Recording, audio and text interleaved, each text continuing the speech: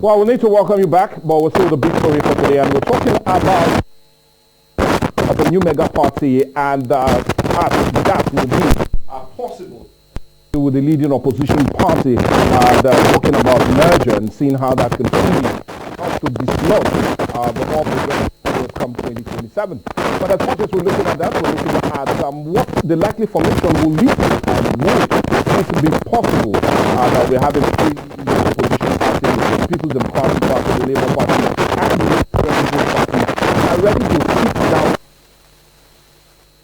to do away with their different identity, but all collectively seek a common good, and that is the good for them to be one. But anyway, that's what we're still having as a major one, but we'll plead with you to hold on. Let's quickly go on a commercial break and get message from our sponsor, Benita Gas. And when we come back, more discussion, because we're having a guest join us also to have his view as it concerns this today. Let's go on break. Oh, yeah, follow the road, auto better quality. If you talk gas matter, oh, yeah, follow Benetta. Gas with the better quality, Benetta. Gas where they full rich man to Benetta. Delivery brother na sharpal, Benetta. For Benetta gas no mago mago, Benetta. Get different type of gas cylinder, Benetta. I mean that gas we go last you well, na Benetta. For gas matter Benetta now dogu, Benetta. Gas service in a them they run, na Benetta. Benetta make you carry go. For gas matter and home delivery, make a wire Benetta gas plant for 080-6745-7890 and 080-5904-7722. Benetta gas plant, the Tequele of gas matters. Back with it, and I will stay with the big story for today, and we're talking about the formation of a new mega party by the leading opposition party in the country. We're talking about the PDP, the Labour Party, and the New Nigerian People's Party, and how that would be, especially as they plan to dislodge the ruling All Progressive Congress as it concerns the general election come 2027. But as much as we're looking at that, we're still looking at the possibility of that really happening. And remember, I made that promise of also having him join us, and we're talking of no other person, but definitely the national, we're talking about the convener of the National Consultative Forum, Professor Pato Tomi. He's joining us via Zoom to have this lovely discussion with us. Hello, good morning to you, sir. Hello. Good morning. Oh, nice having you on the program today. Good morning, Professor Pato Tomi.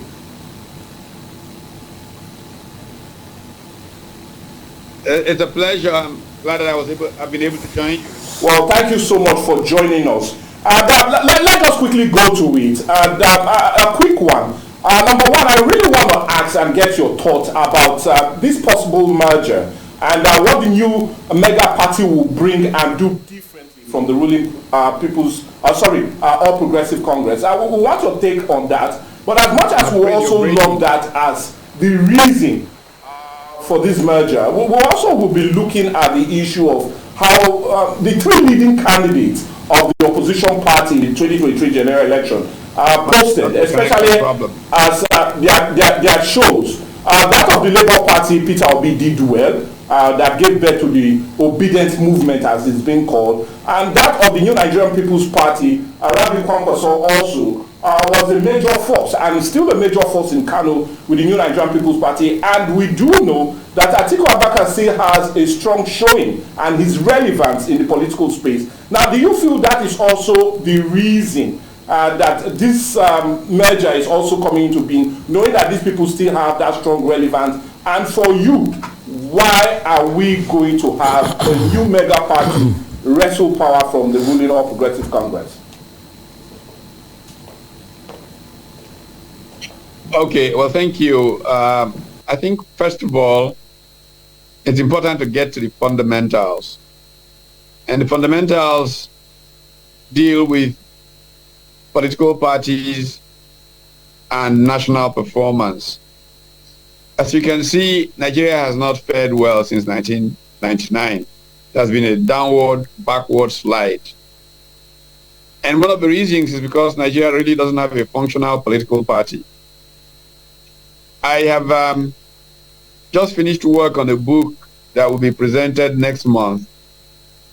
That book essentially was looking at politics, power, the public policy process, and performance. And I interviewed dozens, if not literally hundreds, of former federal permanent secretaries in the process. I think a very instructive comment from a former head of service kind of sums it up.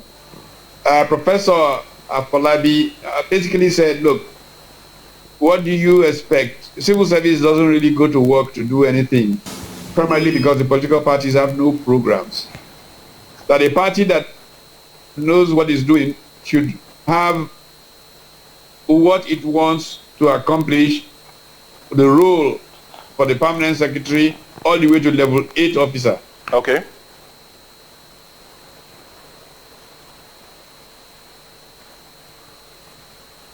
Hello, sir. You can go ahead. Hello. Okay. Let's see how we can really bring him back. I will look as if we're having issues with the network, but we'll still have his thoughts as it concerns the reason for the formation of a new mega party between the PDP Labour Party and the New Nigerian People's Party. Like we said, we're still having no other person. Yeah. Okay. Yeah. I don't know how much of what I was saying was cut before the. Oh yeah. Yeah. Please go ahead. Go ahead. The book you were talking about. Okay. Yeah. I was saying that Professor Afolabi was making the point that a political party that comes prepared for power will have taken his program and literally broken it down to what everybody from the PAM sector to the level 8 officer will do during that period. Okay. How they will be held accountable and performance outcomes. Okay. Now, that was a clear signal to me that even the civil service thinks that the failure of the political party system is at the heart of the underdevelopment that the country is going through. Okay. Most states in our situation should be developmental state, but you find that the nature of machine politics rather than clear political parties leaves us where all people think about is sharing booty. To get to power, what can they get? What can they make? Yeah. And so they don't serve the people, we don't make progress. So the first thing that you want to do is build a real political party. We've not built one since 1999. Okay. So that is the primary motivation for trying to create a new one. Okay. Obviously, you will bring together people who have different kinds of gripes with the system as much as you can. But this is a brand new base. I give you an example. One of the things that I'm trying to do this week is develop a system for recruiting 10,000 community organizers. Okay. In every state of the federation. What do community organizers do? Community organizers will bring communities together in all kinds of forms, cooperatives and all of that, to deal with their most important problems, whether it is how their markets are organized, whether it is how security is ensured in the area, whatever it is that is the base problem of the community. How can it be made to make progress?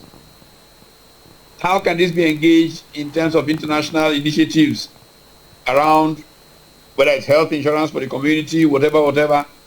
Now, these community organizers, if you recall that Barack Obama started his career as a community organizer in Chicago. Yes. They are volunteers. In today's world, you can't even get to a top university as a young person without showing a track record of volunteer service. Yeah. So this becomes a great opportunity for a lot of our bright young people to go and do service in the community, build up their CV, and actually develop a base for their trajectory if they want to carry on with public life. Okay. But if they don't want public life, at least it is a major addition to their CV. So we're going to recruit 10,000 in every okay, Professor, pass it to me. Real programs that will make a difference. Okay, hello, sir. Well, yes. A laudable one, if you allow me to say so. with that very new formation you think of introducing into the political space. But a quick one, let's return back to the merger and look at it. Now, let's look at the issues that concerns the merger. And one of the most likely one, we've had mergers before, and we also Why do you assume that it is a merger? Well, is it not a coming together of the three political parties? Why do you assume it's a merger? That's where the problem comes. Is it not the coming together of the three political parties, if we truly understand? We're building a brand new political party. So is it not the coming of the people's... Sorry, sir. Is it not the coming together of the People's Democratic Party, the Labour and the New Nigerian People's Party? More into a formation, okay, but it is not necessarily a merger. Okay. Okay. Okay. Now, as much as you've said that, we are just really, we really do want to understand.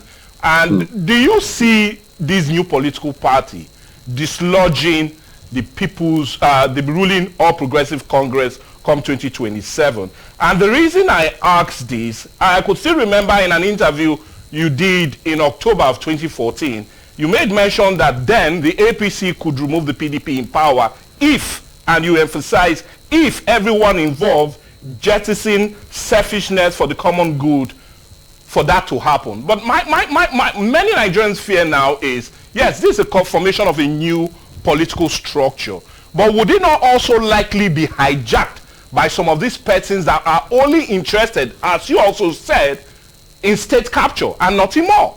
So what's going to make this new political structure different from the existing ones we've had before? Well, the system will ensure that that does not happen. The system we put in place will ensure that doesn't happen. You know, we are a learning... Hello, Professor Patutumi. Hello? Okay, we'll try and see how we'll really bring him on board, because we really want him to really help us understand how this political party will not be hijacked by those that are only interested, as he said, in state capture and nothing more. And what's the likelihood that this new political structure, as he has said, will definitely wrestle power away from the ruling All Progressive Congress come 2027. All of that is what we'd like to still get from him as we get his views as it concerns that the formation of this new political structure, as he has said. But let's see how we can really bring him back, and when we do, we have his view on that. But still do remember, we have no other person, but also Dr. Okay Dawene. Okay, hello, can you hear me now? Yes. Okay, yeah. Yes, I'm back, yeah. Yeah, please go I was ahead. saying just before the break, yeah, that, as you know very well, I was one of those who conceived of the idea of the APC. Yes. We had certain goals, certain objectives. We thought everybody was on the same page. Okay. We didn't realize they were soldiers of fortune just trying to hijack something. And so when you make that kind of mistake, you learn from it. And what we're going to put in place today will prevent that kind of hijack and state capture that followed with Buhari. We're going to make sure that that doesn't happen again in the new thing we're trying to build. Okay. Okay, well, anyway, if you give us that assurance, but I rather want to take you... will place power in the hands of the people, mainly young people. Okay. Who are the majority of the population of Nigeria. Okay. We're going to prevent money from coming in and displacing thinking. We're going to prevent people throwing power around from displaying the desire of the youth of this country. Okay. This is what we're going to be trying to do that will prevent what happened before from happening again. Okay, well, anyway, as much as you've given us that assurance, Professor Patutumi, we were fortunate to also get the reaction of no other person but the presidential candidate of the People's Democratic Party in the last general election. We're talking of no other person but Alhaji Atiku Abubakar. And he said on Friday that he will be more than excited to lead the coalition and, well, the political structure you've talked about. But my question now is, would that be the case? And I want your reactions to that, because many Nigerians are already asking, is it not going to be another vehicle for the emergence of most of these political gladiators to come into power? And him saying that, would it not be too early for him to make such a statement? Will it not burst the bubble of this new political platform that is already in the pipeline? As I said earlier, we are building a political party. The question of those who are leading it is very, very secondary at this point. Okay. When we have a real political party, the structure will determine what goes forward. But I can assure you that it will not be for some gladiator to come in from somewhere, spread some money, and take over. No, this is a different one. Once bitten, twice shy. It won't happen again. Okay, well, anyway, I love your reactions to that. But let me take you away from the political, this very political party. And let's look at something that also played out during the weekend. And we had the Supreme Court give verdict as it concerns major elections. We're talking about governorship elections. I just want your quick reaction to that. Many felt it would go different from what we heard or saw on Friday, but many Nigerians are now beginning to have that strong belief in the judicial process. Looking at what played out in Kano and in Plateau, and most especially also in Zamfara, I just want your view, especially as it concerns those rulings coming from the Supreme Court on Friday. You know, what frightened me the most was one particular governor said, you know, Tinubu could have instructed the Supreme Court to do differently, but he chose not to because he didn't want trouble and stuff like that. Yes. That really just ruins everything. As far as I'm concerned, it means there is no Supreme Court. There are people who collect instructions and do as they are instructed. So if the strategy of somebody who has captured power is to say, let's let them feel that we are liberal by just letting them get something. Yes. If that's their strategy to make you feel comfortable, you know, the way the rat bites you and blows, then you jump at, Supreme Court is now independent. No, I don't even want to think about it at all. I think one of the biggest challenges before Nigeria is the reform of the judicial system. It has failed Nigeria. It is, for me, a disaster. We need to reconstruct the judiciary. That's one of the primary tasks of the new party that we're trying to build. A rebuilding of the Nigerian judiciary, to build the law back, to make people know that the rule of law can exist. It doesn't exist, in my opinion, in Nigeria today. Okay. Well, that's part of the reason Nigeria is not getting investments. That's part of the reason that there are jobs are not being created. That's part of the reason there's poverty in the land. The failure of the institution of the rule of law. Well, anyway, thank you so much, Professor Patutomi. I will play with you. We need to go on a break now. And when we come back, we'll continue our discussion as we look at this lovely formation of a new political structure or party, and how that can also change the narrative of Nigerians that will really be looking for a viable alternative than the ruling All Progressive Congress. Let's go on a break and we'll come back and have more discussion.